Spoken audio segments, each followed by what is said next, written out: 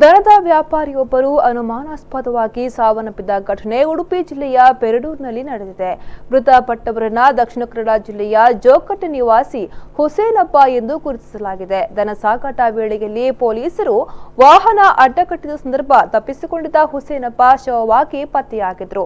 ಹಿರಿಯಡ್ಕ ಠಾಣೆಯಲ್ಲಿ ಪ್ರಕರಣ ದಾಖಲಾಗಿದ್ದು, ಮರಣೋತ್ತರ ಪರೀಕ್ಷೆ ವರದಿ ಬಂದ ಬಳಿಕ ನಿಜ ಕಾರಣ ತಿಳಿಯಲಿದೆ.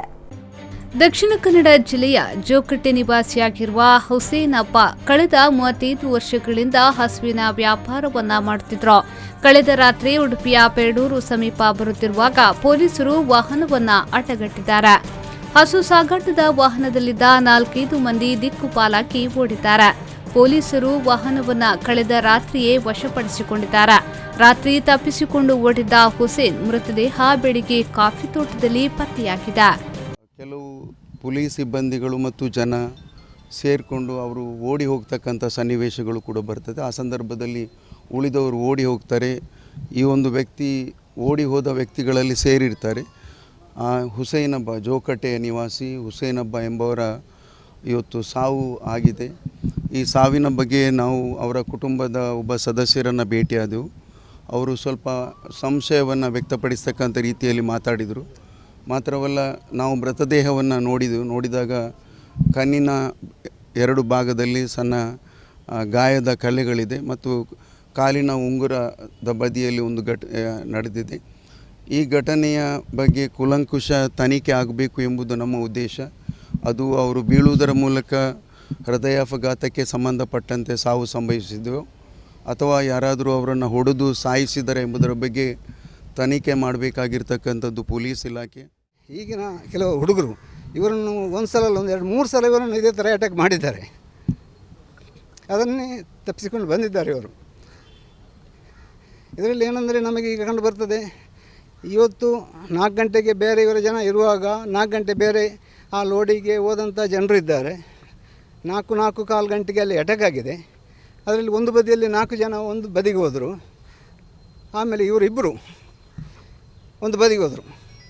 ಇಬ್ಬರು ಬದಿಗೂ ಅವರಿಗೆ ಒಂದು ರಸ್ತೆ ಬದಿ ಬಂದು ಅವ್ರದ್ದು ಹಿಂದ್ಗಡೆಯಿಂದ ನಮಗೆ ವಾಹನ ಹೋಗ್ತದೆ, ಯಾವುದೋ ಒಂದು ವಾಹನದಲ್ಲಿ ಹತ್ತಿಕೊಂಡು ಊರಿಗೆ ಬಂದರು.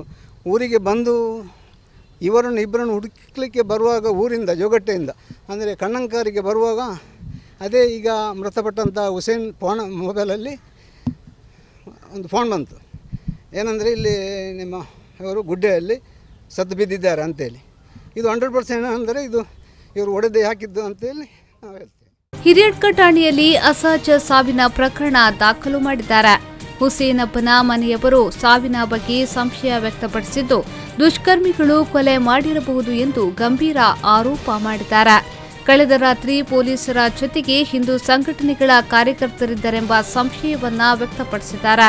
ಹುಸೇನಪ್ಪ ಮೃತದೇಹವನ್ನ ಮಣಿಪಾಲದ ಶವಾಗಾರಕ್ಕೆ ರವಾನಿಸಲಾಗಿದೆ. ಹೃದಯಾಘಾತದಿಂದ ಸತ್ತಿರಬಹುದೆಂಬ ಶಂಕೆಯೂ ಇದೆ. ಮೃತರು ಹೃದಯದ ಸಮಸ್ಯೆಯಿಂದ ಬಳಲುತ್ತಿದ್ದರು ಎನ್ನಲಾಗಿದೆ. ಶವ ಪರೀಕ್ಷಾ ವರದಿ ಬಂದ ನಂತರ ಅನುಮಾನಾಸ್ಪದ ಸಾವಿಗೆ ಸರಿಯಾದ ಕಾರಣ ತಿಳಿಯಬಹುದು. ಸ್ಥಳಕ್ಕೆ ಎಸ್ಪಿ ಲಕ್ಷ್ಮಣ್ ನಿಂಬರಿಗೆ ಭೇಟಿ ನೀಡಿ ಪರಿಶೀಲನೆ ನಡೆಸಿದ್ದಾರೆ. ಮರಣೋತ್ತರ ಪರೀಕ್ಷೆಯ ವರದಿಯ ಬಳಿಕ ಸತ್ಯಾಂಶ ತಿಳಿಯಲಿದೆ ಎಂದಿದ್ದಾರೆ. ಅದಕ್ಕೆ ಸಂಬಂಧಪಟ್ಟಂತೆ ಒಂದು ಕೇಸು ದನ ಕಳ್ಳತನದ ಕೇಸು ಆಗಿದೆ. ಆಮೇಲೆ ಅರೌಂಡ್ 11 o'clock ನಮಗೆ ಇನ್ನೊಂದು ಫೋನ್ ಬರುತ್ತೆ, ಒಂದು ಡೆಡ್ ಬಾಡಿ ಸಿಕ್ಕಿದೆ ಅಂತಂತ ಹೇಳಿ. ಸೊ ಅದಕ್ಕೆ ಸಂಬಂಧಪಟ್ಟಂತೆ ಇವಾಗ ಇನ್ನೊಂದು ಪಾರ್ಟಿ ಬಂದಿದ್ದಾರೆ ಮಂಗಳೂರಿಂತ್ರ. ಅವರು ಹೇಳೋದು ಏನು ಅಂತಂತಂದರೆ, ಈ ಸ್ಕಾರ್ಪಿಯೋ ವೆಹಿಕಲ್ದಲ್ಲಿ ಇವ್ರ ಜೊತೆಗೆ ಇನ್ನು 3 ಜನ ಇರ್ತಾರೆ. ಇವರು ಹೋಗ್ತಿರ್ಬೇಕಾದ್ರೆ ಒಂದು ಗುಂಪು ಅವರನ್ನು ಅಡ್ಡಗಟ್ಟುತ್ತೆ.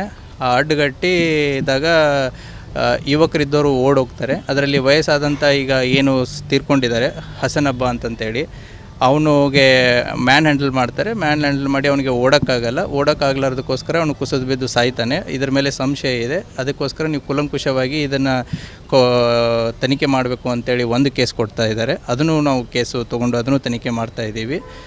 ಸೊ ಈಗ as of now 2 cases registered. Will investigate it properly. So ಏನು ಅಂತ ಅದನ್ನು ಚೆಕ್ ಮಾಡುತ್ತೆ. ದನ ಸಾಗಾಟಕ್ಕೆ ಸಂಬಂಧಪಟ್ಟಂತೆ ಈ ಘಟನೆ ನಡೆದಿದ್ದು ಹುಸೇನಬ್ಬ ಬಲಿಯಾಗಿದ್ದಾರೆ. ಆದರೆ ಸಹಜ ಸಾವೇ ಅಥವಾ ಕೊಲೆ ಎಂಬುದು ಇನ್ನಷ್ಟೇ ತಿಳಿದು ಬರಬೇಕಿದೆ. ಪಲ್ಲವಿ ಸಂತೋಷ್, ವಿ4 ನ್ಯೂಸ್ 10 ಉಡುಪಿ.